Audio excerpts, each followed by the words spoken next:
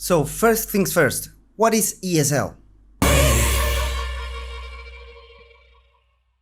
No, not that ESL. And if you didn't got that reference, you probably are part of the risk group for COVID-19.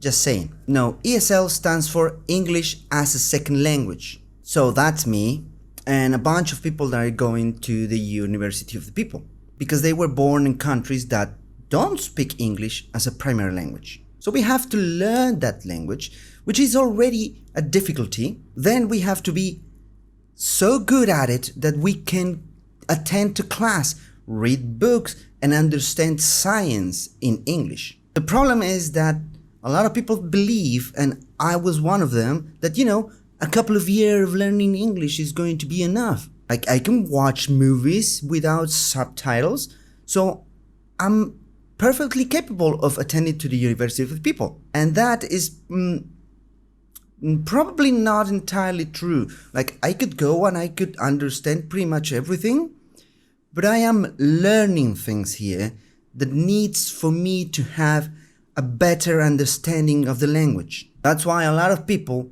hate ESL students. And that's not just on the University of the People. This is a problem that could happen on a regular school, on a regular university, on your work.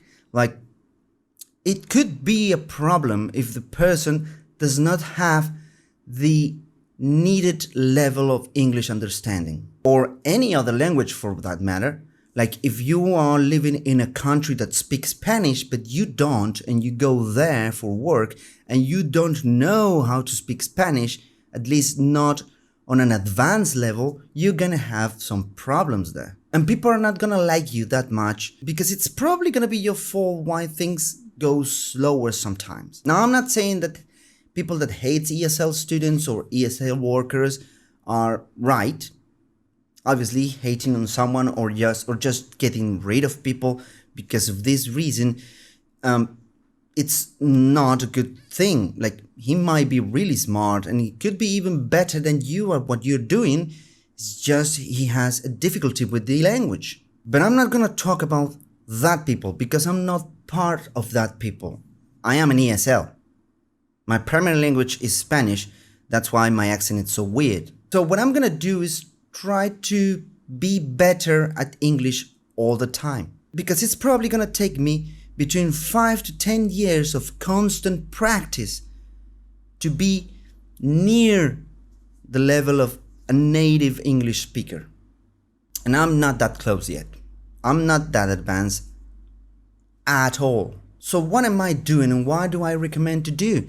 Well, I'm gonna give you a couple of things that I think will help you in this journey of getting better at English, or any language for that matter. So here are some things that you could do to get better. When I first started learning English, what I did was translating songs. And I think that's still a good way to do it. Firstly, because you're gonna be doing something that you like, because the idea is that you get songs that you like. So it's not gonna be that hard because you already like that part. You're gonna translate the song, which will help you understand the language. You're probably gonna be singing the song, which will help you with pronunciations. A lot of songs will help you when you sing them to be better at speaking fast, because sometimes you know what you want to say, you can write it, or you can say it slowly.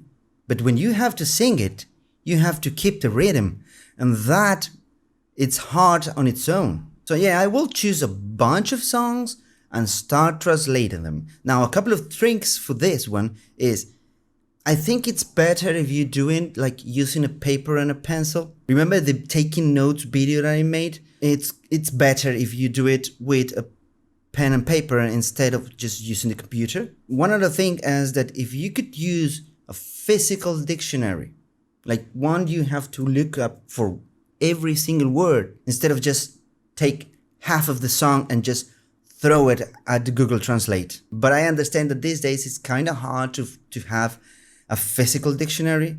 So if you're going to be using Google Translate, use it word for word. That way you're going to be forcing yourself to understand sometimes the context of the word and the meaning, and It's better that you do the job and not let the AI of Google do it for you. The second one, it's a no-brainer.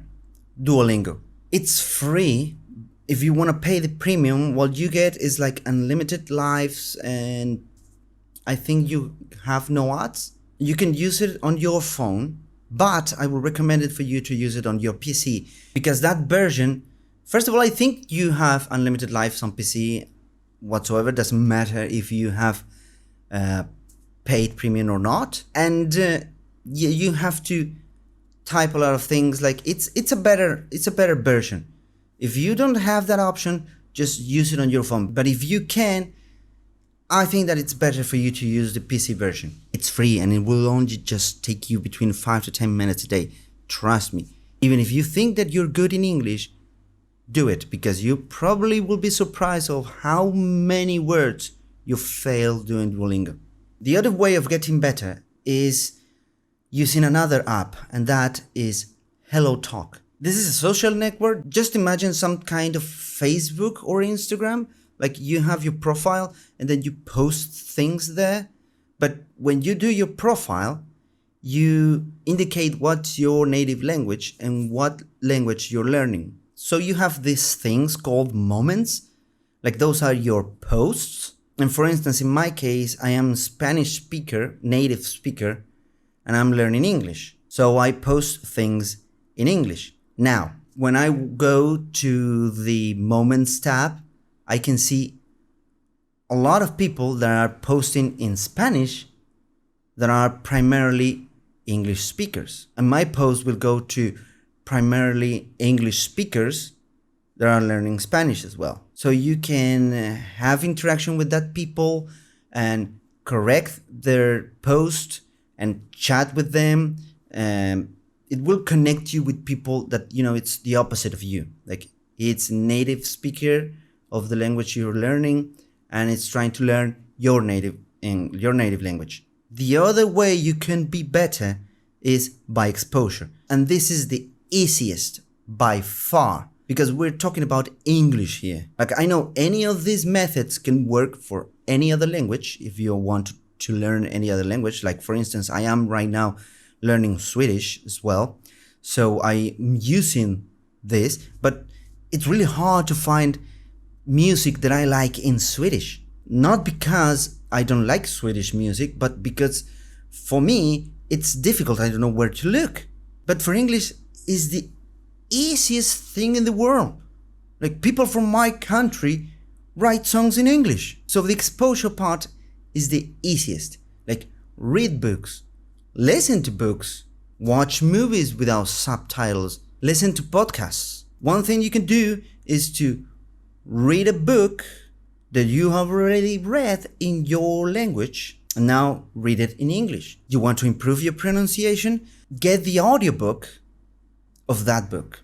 In fact, you could just get the audiobook and read it while you listen to it.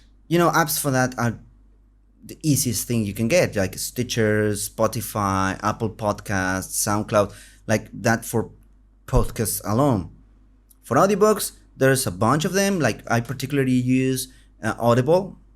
I pay a premium there and I have pretty much one free book every month. Like in movies, that's a little bit more difficult and expensive, but you can just change to watch YouTube videos in English.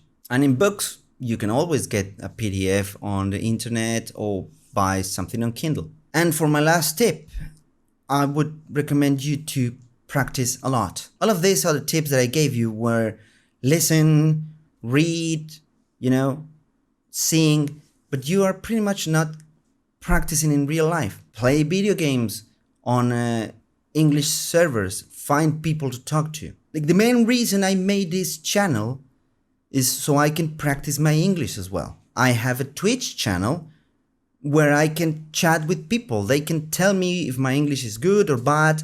And sometimes it's not the fact that you don't know, it's just the fact that you lack practice. So yeah, play video games, find people that you have to speak only in English. Make YouTube videos, get a Twitch channel, whatever helps you to practice the language. Yeah, haters are going to hate the ESL students all the time. They're gonna blame them for a bunch of things. And I'm not saying that you should get better at English because you don't want to get that hate or because you don't want to give them reason for that. No, that is bad. Doesn't matter if you are an ESL student or an English native speaker. What I'm trying to tell you is if you are an ESL student, you already started with a handicap. Like, this is not the language you had been speaking since you were born. And this is not the language that everyone around you were speaking since you were born. So just get better. It will be good for you. Fuck the other people. Do it for you. So those are the things I use. If you have any other one that I have not mentioned, just write it down in the comment. And yeah, that's pretty much it. So I'll see you in the next one.